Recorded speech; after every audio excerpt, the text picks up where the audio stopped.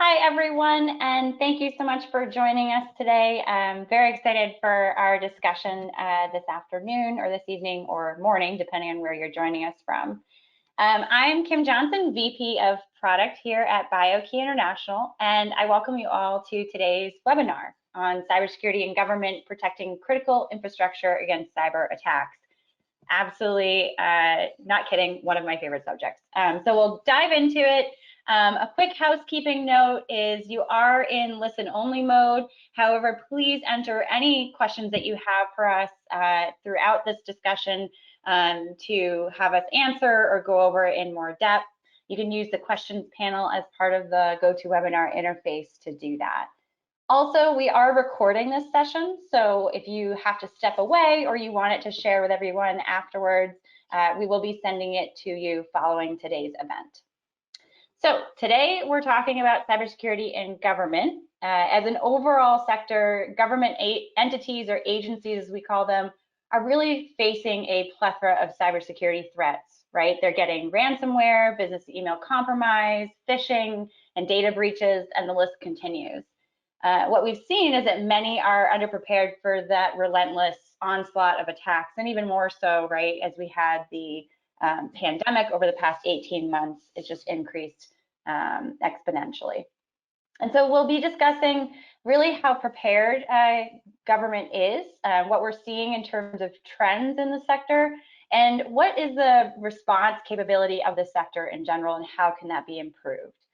On today's webinar, I'm very excited to be joined by Michael Sampson, a senior analyst at Osterman Research, who conducted the research and authored the new white paper that we have out, Cybersecurity in Government, which is mainly what we'll be exploring today. Hi, Michael, and thanks for joining me today. Hey, Kim, it's great to be here. Great, thanks so much. And we're doing it a little different today, right? We figured we'd pretty casual conversation, really dive into the details on what you looked at. But before we dive in, Michael, I always like to start just a brief introduction about yourself and tell us a little bit about how and why this topic became one that Osterman Research selected to dive into. Thanks, Kim. So yes, I'm a senior analyst at Osterman Research. Osterman Research is a market research and consulting company focused on topics like cybersecurity, data protection, information governance, and a range of others like that. I've worked with Mike Osterman since about 2008, but only at the beginning of this year have I stepped into a formal senior analyst role at Osterman. In terms of the topic selection, when we look out across the entire market, the world, and so on, there are certain sectors that stand out as being, excuse me, under attack and have issues and challenges that need to be addressed. And so rather than just writing a generic paper on cybersecurity threats against worldwide entities, we do various deep dives into industry sectors. So healthcare has been one that we've done several times now and we'll be doing again next year. This was the second deep dive that we did into the government sector. We've also done financial services, and you and I worked together on one earlier this year around cybersecurity in the education sector. And as the research highlighted, and as we'll talk a little bit about in our conversation today, government definitely is under threat. Yeah, I think, and some of these, I think you're right? You can't blanket cybersecurity. Each sector has its own nuances. And government stands out to me because of the critical infrastructure, right? Everybody asks, why care about cybersecurity? And I think in some of these verticals, when it's human impact and like our services being impacted, it's even more important than before. So. Sure. Yeah. And so, Michael, getting right into the white paper content, there was a number of attacks and threats that you mentioned and called attention to and had great examples of. I counted them. There were 16 different types of attacks, at least, that you dove into in this paper. But can you give the audience just a quick snapshot of the most common ones in government that you were able to identify through the research you did? Sure. Well, thank you for counting how many there were. I didn't actually count the number, although I knew it was a list that was getting longer and longer as I continued to do the research. Yeah. The main comment that I made at the beginning of the paper is that the last time we did this research on government, ransomware was an issue that was becoming more important, rising to the top in terms of issues. And I made the comment in the paper from several years ago, it remains to be seen what happens with this over the next couple of years. And now that the next couple of years have elapsed and we look back at what's happened in the sector and we look at the current state, then ransomware definitely is the issue of highest concern, not only in the United States for your government agencies there, but also a wide range of other governments in other countries. Ransomware, particularly against critical infrastructure and the impacts that that can have in destabilizing economic activity, destabilizing the sense of well-being and security that people have going about their day-to-day lives. We saw the Colonial Pipeline incident on the East Coast earlier this year. We've seen some critical infrastructure attacks against food production.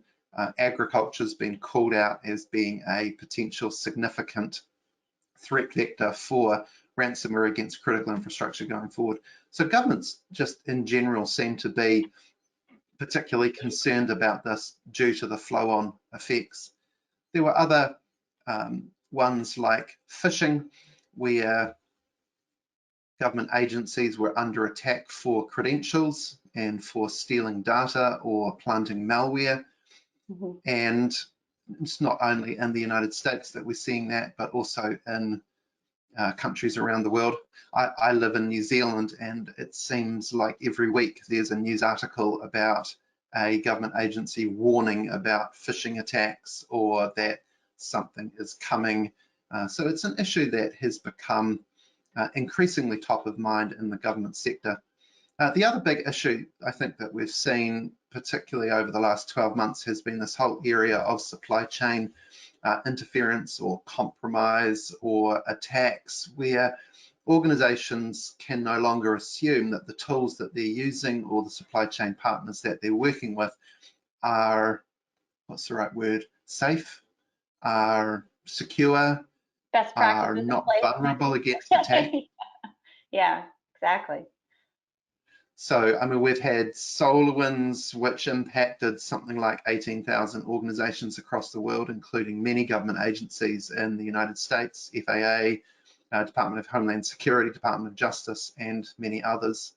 And when you get a successful attack, either a ransomware attack or some other compromise or a supply chain attack against these agencies, which we look up to as being symbolic, as holding the hopes and dreams and future of our countries, when they succumb to those attacks, it has a fairly drastic flow-on effect across how people think life is going.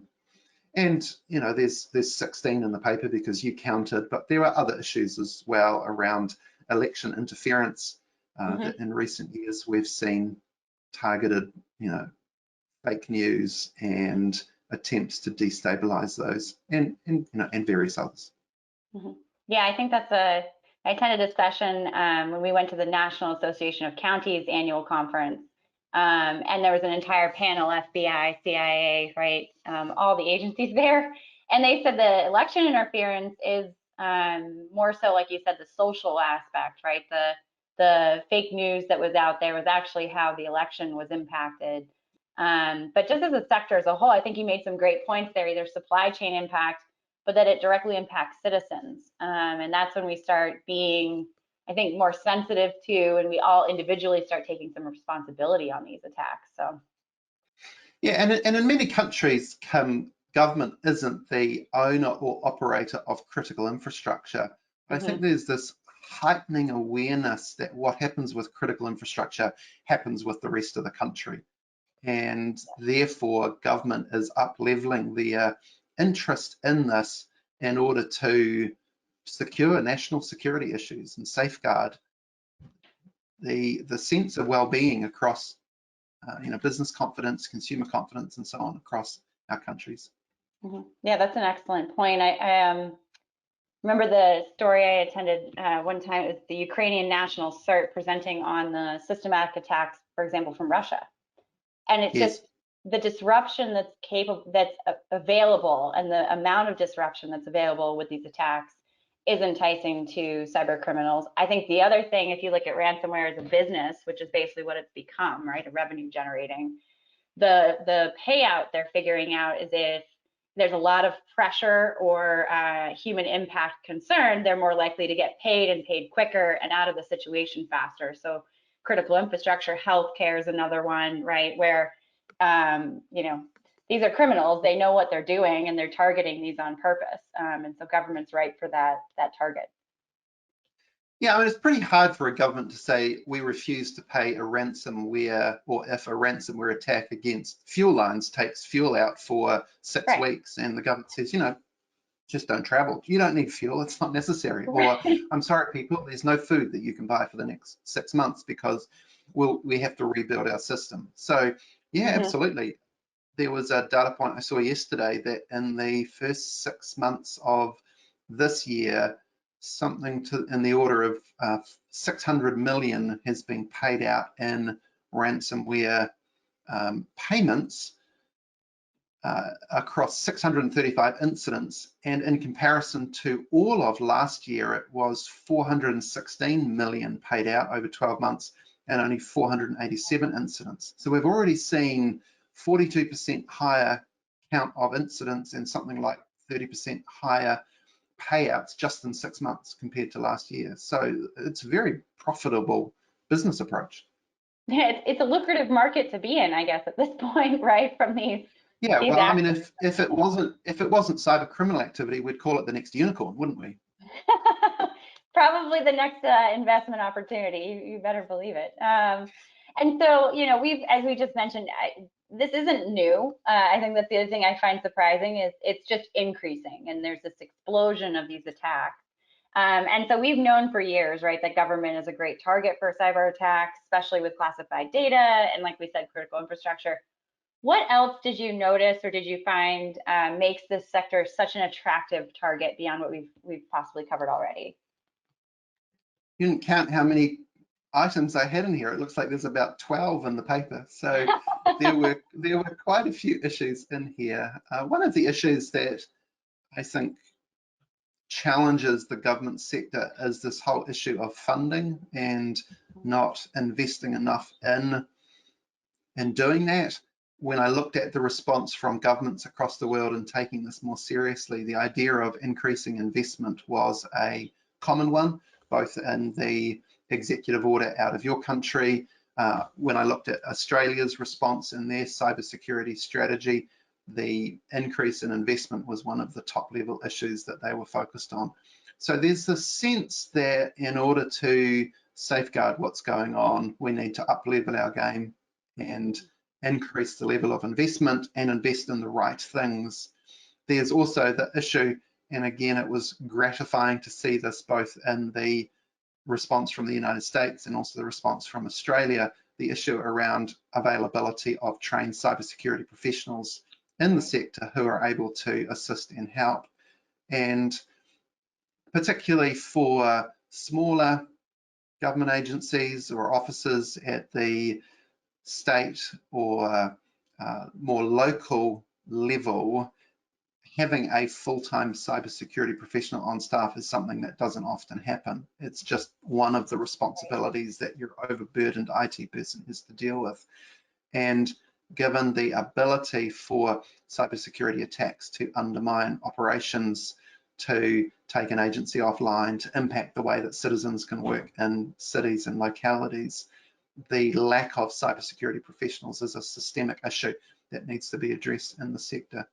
And then there's also the issue around legacy systems and not having the more up-to-date capabilities that have security baked in, security by design, rather than security as an afterthought.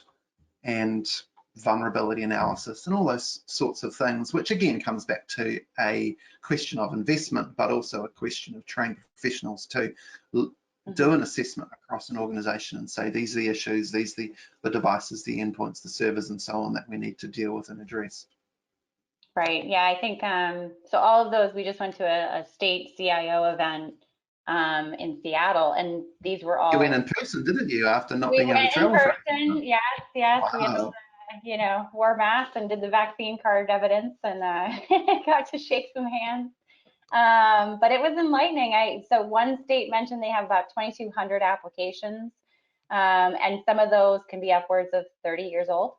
So, Wow. trying to secure, Wow. yeah, it was, I want to say there was one that was 50, but I'll give them some credit. We won't go that high in terms of how old they are. But there's things that still run on tapes and dot, what are they, dot matrix machines or dot, forget what it's called, but they're just these systems that are so legacy. When we say legacy, we think, oh, it's 5 years old, and these are decades old. Wow. And then the cybersecurity professionals was brought up because their average age, a lot of times in the IT department, is 40 years plus. And once somebody new comes in that's trained, they then can't compensate them enough to keep them from going to the private sector. So it's just a difficult situation. I think we see under attack, want to improve, but the resources and the funding, as you pointed out, is difficult. Sure. And then, so I like this part of the paper, Michael, definitely, because, we're not doom and gloom only. We like to kind of paint a picture of the issues and then go into what is being done. And I would say government really has woken up and become very active in terms of the responses to these challenges. You saw and pointed out some of the responses in Singapore, Australia, other countries just around the globe is essentially responding to this. But in terms of the United States, focusing on the United States, at least for this purpose, what are some of the key highlights of improving cybersecurity that you noted in the paper?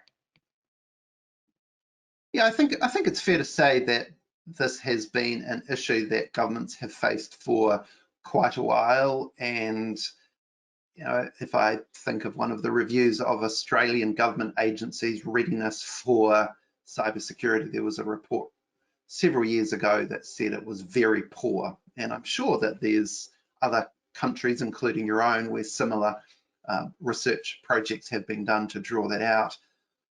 But although there has been historical activity around this, I got the sense when I was doing this research that governments are taking a much more activist approach to heading this off at the pass, seeking to strengthen and protect their own agencies within the sector, but also sound a warning bell for the business community, the education community, the other parts of the economy that are critical infrastructure, and even down to a citizen level around how do you protect yourself to stop this from becoming a significant issue. I love the fact that the president in your country issued an executive order in May focused on cybersecurity with an emphasis on some of the baseline protections that we at Osterman Research have been advocating for several years now, such as the use of strong multi-factor authentication, enhanced encryption, and various other new things to improve preparedness across the federal government. There's also some other ideas in there around improving the supply chain for software. So if you take software from an outside vendor, not just having an assumption that everything is okay and there are no vulnerabilities, but actually being able to look inside that and do the analysis to figure out what is in there and what the known vulnerabilities are or where the areas of weakness are. And then there was various comments around investment and people. I also love the fact that the administration was working with private sector organizations, particularly the large cloud providers, to say, hey, what you guys do has a flow-on effect to us and a flow-on effect across the business and consumer markets. And so we need you, Microsoft, Amazon, Google, and so on, to up-level your game. And one of the meetings that was held at the White House with some of those organizations resulted in significant promises of significant investment over the coming years to take security to another level yet again.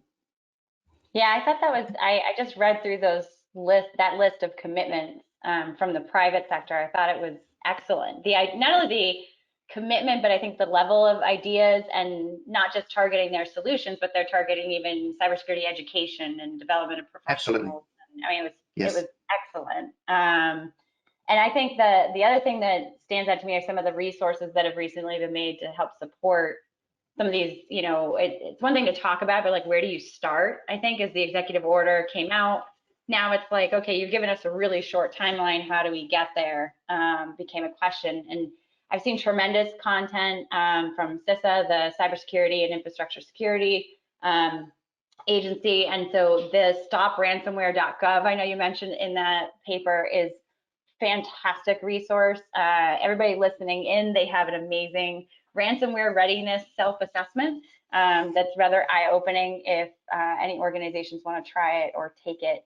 And Michael, to put you on the spot a little bit, I think I also just read Australia just came out with a ransomware plan of its own going outside the United States. Did you read about that or have any details on that? I have not seen that, but definitely there's coverage in the media in Australia that I look at that is talking about ransomware. And given that it's such a high profile issue in every country across the world, I'm not surprised that Australia would take an activist role and do something to try and protect themselves and the nation. Yep. Yeah, I think it's and then the point with the third party or the supply chain, when I was in third party risk management at one point in my career, it's very apparent we're all connected. So like for one country to do it and not the other, or for public to do it, sector to do it and not private, just isn't where we're at in the world. Everybody's connected. So involving together, I think, is going to be the future, and hopefully continues the momentum we have. So. Well, I mean, the old joke about how do you, if you're out with a friend and a bear attacks, how do you survive? You run faster than your friend. Doesn't apply in the world of cybersecurity. Right. How do we up-level systemically and systematically across the industry to stop this being such a problem? I mean, who would have thought that taking fuel lines offline would be such a big issue? Well, of course it is. Or, 5 years ago, who would have thought that focusing on the farm down the road that produces 20% of the nation's food in a particular category, taking them offline would stop everything from happening? And as we see increased automation, increased systems, increased system connectivity, as you've talked about, it just drives the sense that as an overall economic, political, set of people trying to do great things in the world, we all need to look out for each other. For sure. I think that's a great message to send out there. And please, my advice is always do due diligence with your vendors. And we used to do, like I said, third-party risk, and you say, do you have a vulnerability management approach and patching cadence? And they're like, yes. And it was every 6 months. And it's like, that's not enough. Dig in with your vendor, dig in with your suppliers to know what do they mean when they say we have the controls in place.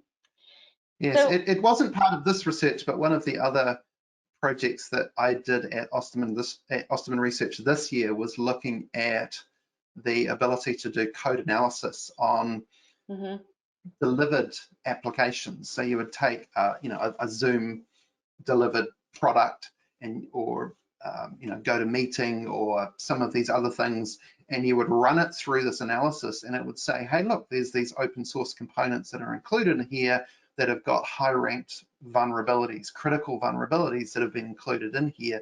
And so having the ability to look inside from a code analysis perspective, not only the things that you're building internally, but also the vendors in the supply chain that you're working with, is a great asset to try and up-level your own cybersecurity preparedness, but also hold others in your supply chain that you're dependent on, that you're connected with, to say, this isn't good enough. You can't do this to us. You need to play this better. Right. Yeah, I totally agree. And hold them accountable. You know, we've had vendors sometimes that, you know, I've heard people push back or not want to answer your questionnaire, not want to do the code review. And it's like, then they're not, you know, potentially a good cyber citizen, as I call them. So it's fair to dig in. But that's another Yes. great research would be good to look at. Michael, to wrap up today's discussion too, so let's talk a little bit about the solutions that government agencies should consider. What are some of the cybersecurity best practices that you really saw recommended or had recommended to help prevent some of these cyber attacks? Kim, given that you counted how many cybersecurity threats there were in the sector, and there's a lot. There's a lot overall, and there's a lot in general. The point that I made in the solutions section of the white paper, and I still think it's the right place to start, is to say, for our agency, for our office, what are the threats that we face, and what do we need to do to seek to mitigate those? Not all of the 16 will be of high importance or critical importance to any single entity, but there will be some on that list that are more relevant than others, or there may even be items 17, 18, 19, or 20 on that list that aren't in the paper that are of issues that your organization is seeing. And there's solutions in the market that can help with understanding what those threats are against you specifically. But having that assessment of the risks and threats that you're facing, how do you then put together a plan to mitigate those and address those? And that leads through to things like the development of security policies and how those are then configured and deployed internally. And also the other major item that I included in the paper was the planning around incident response. There's the sense that it's a cyber attack is not a if but a when, and while we don't like that idea that something is coming, if something does happen, having an incident response plan in advance, vendors that you can work with, professionals outside that you can work with, is going to do a lot to increase your own preparedness in advance of that, but also decrease the level of stress that organizations face at the time that that happens. So, I mean, that's definitely the first one that I think's critically important for organizations to do. And then there's also the whole issue around security awareness training and testing that is essential for organizations in order to up-level the preparedness of individuals inside. If there are threat types against an organization that are commonly seen but are infrequently known, then it's more likely that your internal people will fall for those if there is no preparedness on their behalf. And security awareness training isn't just a pushing of content out, but there's also tools and approaches and suites and solution suites in that space that enable ongoing testing. You know, things like internal phishing kits to try and understand where the susceptibility remains despite the content and the training and the engagement approaches that have been done, to be able to then go back and re-engage and seek to up-level again, work specifically, or perhaps introduce added safeguards and protections and mechanisms to protect people from themselves. Yeah, I think I always say start with your people. And I think even more so with remote. I mean, I'm sitting in my house obviously right now. I assume you're home too, but we're now responsible for the cybersecurity of our organizations. Whereas before, you know, can go into an office and you somewhat say somebody else has that handled. I was just talking about this with my team, and it was how do we set even 3 recommendations we would put out there for securing remote work from home. And yes. I think we've seen those out there, but basic things that you and I possibly know, we're in cyber, we research it, but average, you know, worker isn't going to necessarily be aware of.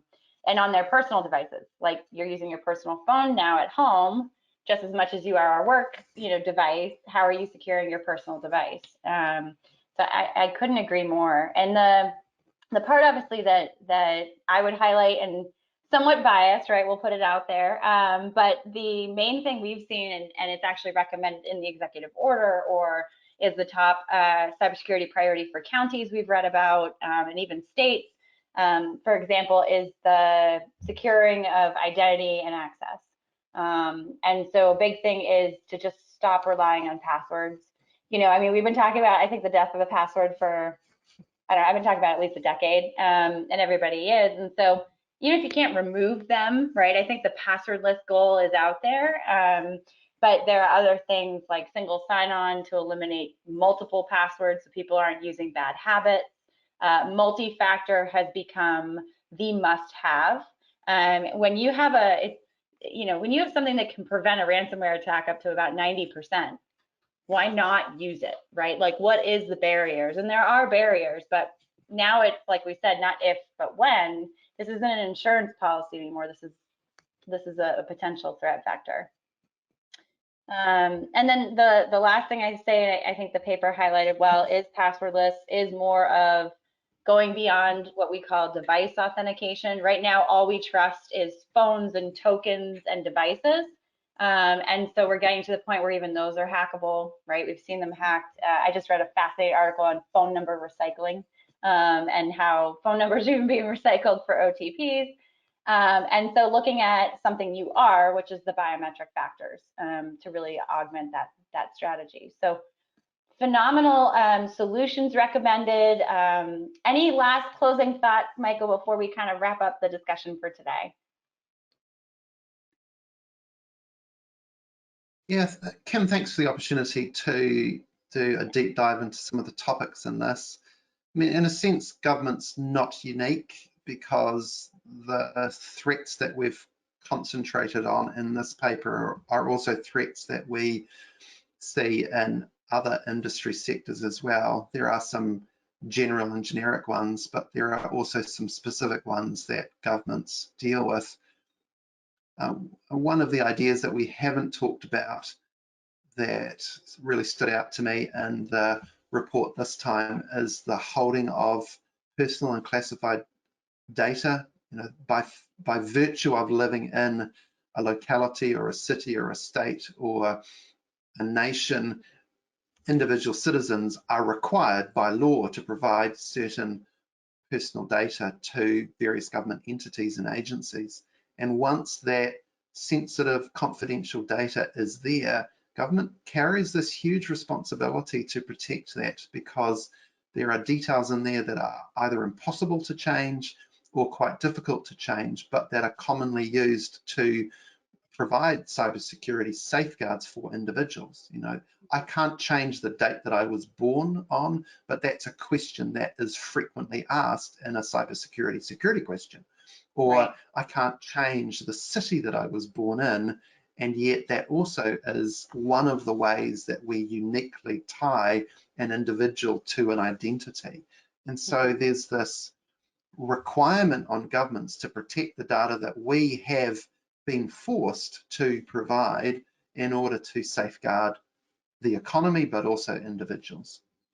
I think that's an excellent point. Like you said, huge target.